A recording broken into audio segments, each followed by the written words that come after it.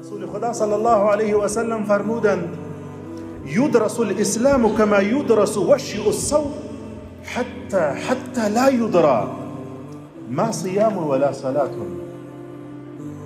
فرمود اسلام کهنه می شود، آثار اسلام از بین می رود، مانند که جامه و لباس کهنه می شود و اثراتش از بین می رود، تا اینکه دانسته نمی شود که احکام متعلق به نماز و روزه چیست. مردم احکامی که متعلق به نماز، روزه، حج، زکات است ایره نمی دانند. الان هم عزیزان اگر در واقعیت‌های موجود جامعه نگاه کنیم، در امور دنیا بسیاری از مردم دانشمندند، ولی اما در امور آخرت جاهلند و نادان.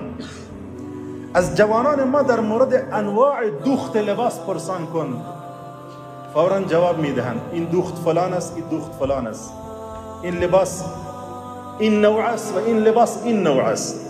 از موبایل ها و انواع موبایل، آیفون و گلکسی و نمیدانم سامسونگ پرسان کن، فوراً جواب های حیرت انگیزی را برای شما میدهند. از کامره موبایل پرسان کن، از حافظه موبایل پرسان کن، برنامه‌هایی که در موبایل هست از آن پرسان کن، ببین که چه قسم جوابهای حیران کننده را این جوانان به شما میدهند. از اینترنت سوال کنید، از واتساپ و تلگرام سوال کنید.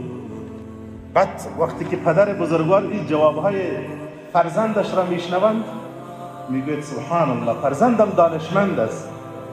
بعد در میان مجلس و محفل میگوید فرزندم ماشاءالله مغزش بسیار خوب کار میکنه، دانشمند است، دانشمند، موبایل را چنان یاد دارد، با کامپیوتر چنان بلد است، سبحان الله.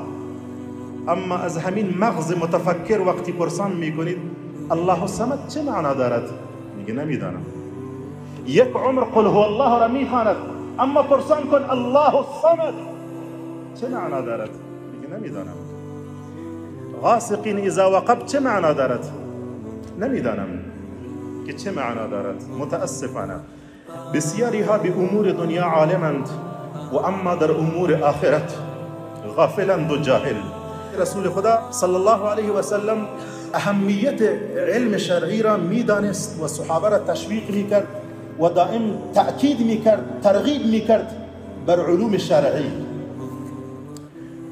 و در یک روایت ما داریم که رسول خدا صلی الله علیه و سلم فرمودند من سلك طریقا یلتمس فیه علما سهل الله له به طریقا الى الجنه. هر کسی راهی را بپیماید، راهی را برود که در آن راه هدفش طلب علم باشد، الله سبحانه و تعالی راه بهشت را برای او آسان می کند. چون در مسیر این راه او به حلال و حرام برخورد می کند، او علم حلال و حرام را می داند، او می داند که چگونه باید رضایت الله سبحانه و تعالی را به دست بیاورد.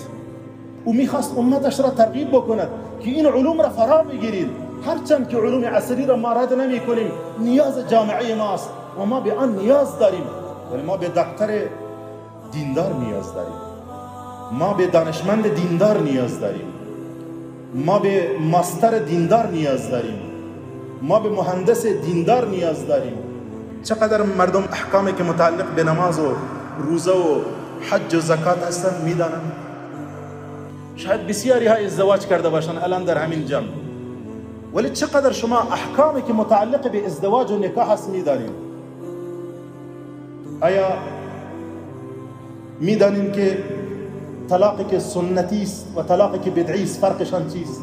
و همچنان بسیاری از مسائلی که متعلق به حج است بسیاری از مردم آن را نمیدانند. شما در موسم حج وقتی که میروین سبحان الله با اتفاقات و حوادث بسیار عجیب و غریبی مواجه میشوین که بسیاری از مردم متاسفانه حجشان از پیششان خراب میشود. مسائلی که تعلق به احرام دارند، مسائلی که تعلق به رمی جمرات و زدن شیطان است بسیاری ها نمیدانند. مسائلی که متعلق به قربانی است، نفهمیدن این مسائل به خاطر نبودن علما نیست، به خاطر نبودن کتابهای علمی نیست، بلکه به خاطر سستی و تنبلی است. واقعیتش این است. اینطور نیست که علم فقط در مدارس باشد، در خانه نتوانی آن را به دست بیاورید. روزانه یک کتاب را مطالعه بکنین، روزانه کتابی را باز بکنین، یک چند ورق مطالعه داشته باشین. فرهنگ کتابخوانی متاسفانه از بین رفته در میان ما.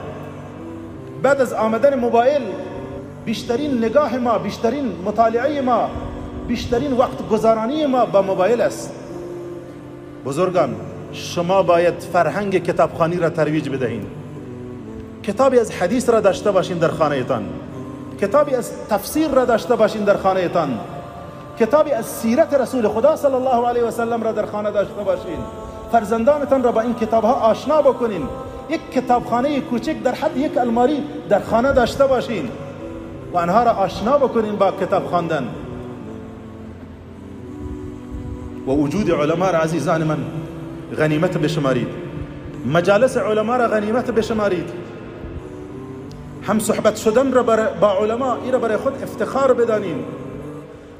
محبت علما را داشته باشید و ای را به اولادهایتان منتقل بکنین. عزیزان من، خدمت علما را برای خود افتخار بدانین. خدمت مدارس دینی را برای خود افتخار بدانین. خدمت طالب العلم را برای خود افتخار بدانین.